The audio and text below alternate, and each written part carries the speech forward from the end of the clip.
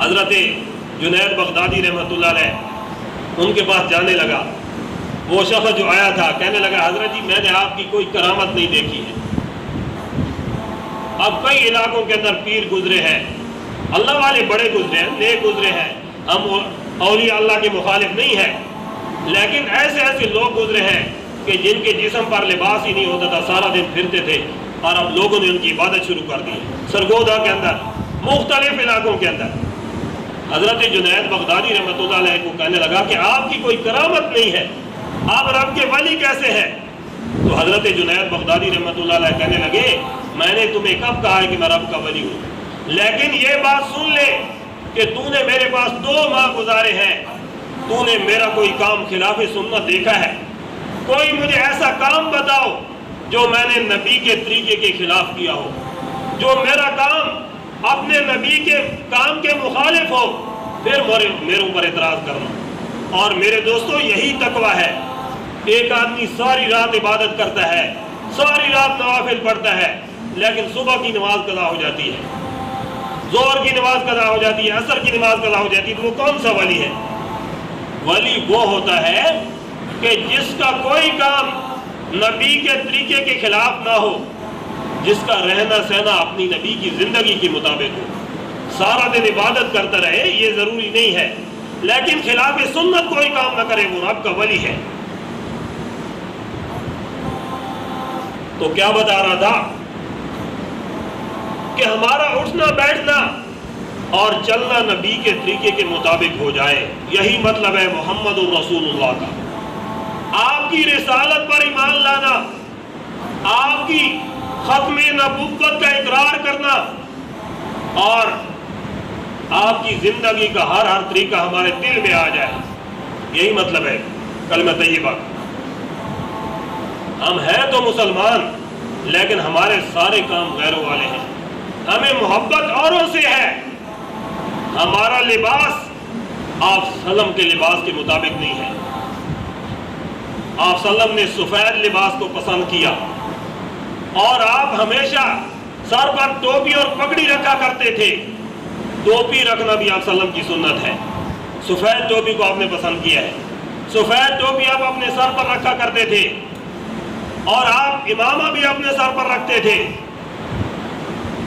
آج ہمارا لباس مسلمانوں والا لباس نہیں ہے. جاؤ شہروں میں یہ جو لباس پہنتے ہیں پینٹ اور بوشرٹ، یہ مسلمانوں والا لباس تو نہیں ہے، یہ انگریز کا لباس ہے. آپ صلی اللہ علیہ وسلم نے فرمایا من تشبہ بقوم فہو منہم، کہ جس نے کسی دوسری قوم کے ساتھ مشابہت کی فہو منہم، پس وہ انہی میں سے ہوگا. یہ جو ہم سین نکالتے ہیں سر کے بالوں کی، یہ درمیان سے نکالنا سنت ہے، سائڈ سے نکالنا نہیں. یہ بھی انگریز کا طریقہ ہے. اور ہم بالوں کو کاٹتے ہیں. میرے دوستو آپ صلی اللہ علیہ وسلم کی زلفیں تھیں. آپ صلی اللہ علیہ وسلم نے حکم دیا کہ اپنے بالوں کو برابر رکھو. اگر زلفیں رکھ سکتے ہو تو یہ سنت ہے، لیکن اگر زلفیں نہیں رکھ سکتے تو یہ کٹنگ کرانا یہ بھی آپ صلی اللہ علیہ وسلم کی آپ کا طریقہ نہیں ہے، مسلمانوں کا طریقہ نہیں ہے. آپ نے اسے منع کیا کہ بالوں کو اوپر سے بڑھا دیا جائے اور نیچے سے کٹا دیا جائے. آج ہم جو دنیا کی مصیبتوں کے اندر پھنسے ہوئے ہیں، آج ہر آدمی پریشان ہے. کوئی 1,00,000 روپے تنخواہ لے رہا ہے تو وہ بھی پریشان ہے، کوئی 20,000 لے رہا ہے وہ بھی پریشان ہے. اس کی وجہ کیا ہے؟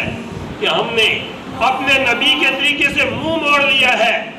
ہم نے آپ صلی اللہ علیہ وسلم کی سنت سے اعراض کر لیا ہے، نئے نئے طریقے ایجاد کر لیے ہیں. سیدنا علی المرتضیٰ رضی اللہ تعالیٰ عنہ عیدگاہ کے اندر جاتے ہیں.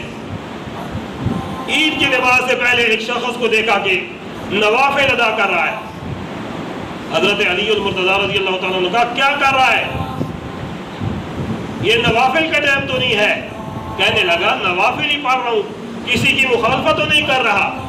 حضرت علی المرتضیٰ نے فرمایا تو کسی اور کی مخالفت تو نہیں کر رہا ہے، لیکن تو نبی کی مخالفت ضرور کر رہا ہے، کیونکہ میرے نبی نے عید کی نماز سے پہلے نوافل پڑھنے کا حکم نہیں دیا.